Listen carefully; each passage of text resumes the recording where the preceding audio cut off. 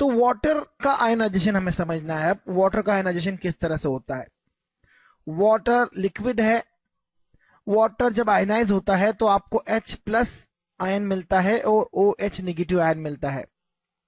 Water का ionization बहुत बहुत बहुत कम होता है, बहुत ही कम होता है। अगर आप इसे डिटेल में लिखें तो यह H प्लस जो है दूसरे वाटर मॉलिक्यूल के साथ मिलकर H3O प्लस आयन बनाता है, हाइड्रोनियम आयन फॉर्म करता है। क्योंकि यह एक रिवर्सिबल रिएक्शन है और इसका इक्विलिब्रियम कांस्टेंट आप लिख सकते हैं Kw से। You denote equilibrium constant by Kw। Kw की अगर आप वैल्यू देखें तो यह delta H plus concentration of H plus into concentration of OH negative ions होगा और डिनोमिनेटर में H2O का कॉन्सेंट्रेशन होगा जिसकी वैल्यू हम 1 लेंगे। क्यों 1 लेंगे? क्योंकि हम जानते हैं सॉलिड और लिक्विड फेज अगर है वहां पर तो उनका कॉन्सेंट्रेशन 1 लिया जाता है, क्योंकि वो लिक्विड है और उसका कॉन्सेंट्रेशन कांस्टेंट रहता है। अगर आप स्पेशल टेम्परेचर की बात करें at 298 kelvin, that is 25 degree Celsius basically. At 25 degree Celsius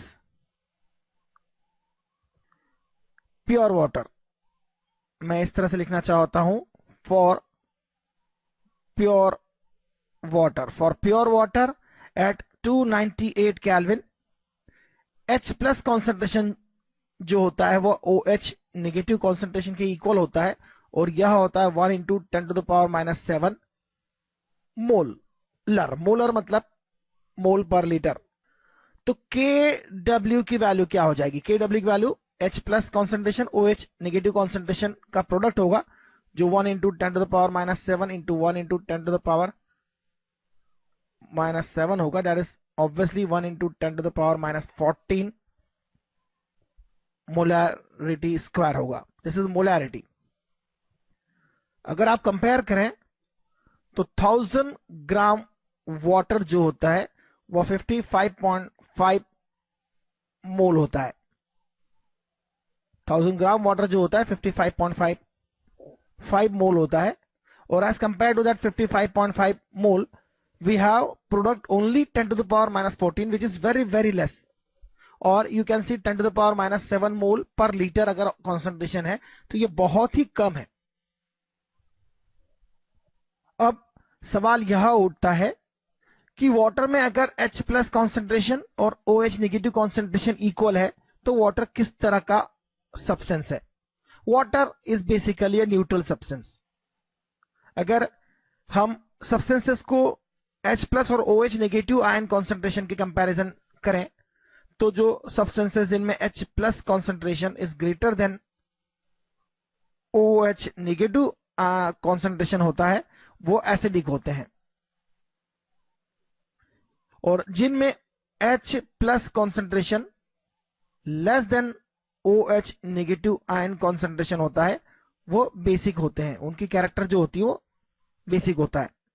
जबकि हम देख चुके हैं वाटर के केस में H plus ion concentration is equal to OH negative ion concentration, यह न्यूट्रल होता है। इनफैक्ट किसी और सॉल्वेंट सॉल्यूशन में अगर OH और H plus ion concentration equal हो तो वो न्यूट्रल होगा। एक्सेप्ट वाटर, दूसरे भी ऐसे हो सकते हैं सॉल्यूशन जिनमें न्यूट्रलिटी हो, तो वो कोई बड़ी बात नहीं है। लेकिन हम इसे मेजर कैसे करते हैं? सिर्फ इतना कहने से एसिडिक और बेसिक नेचर नहीं लिया जा सकता।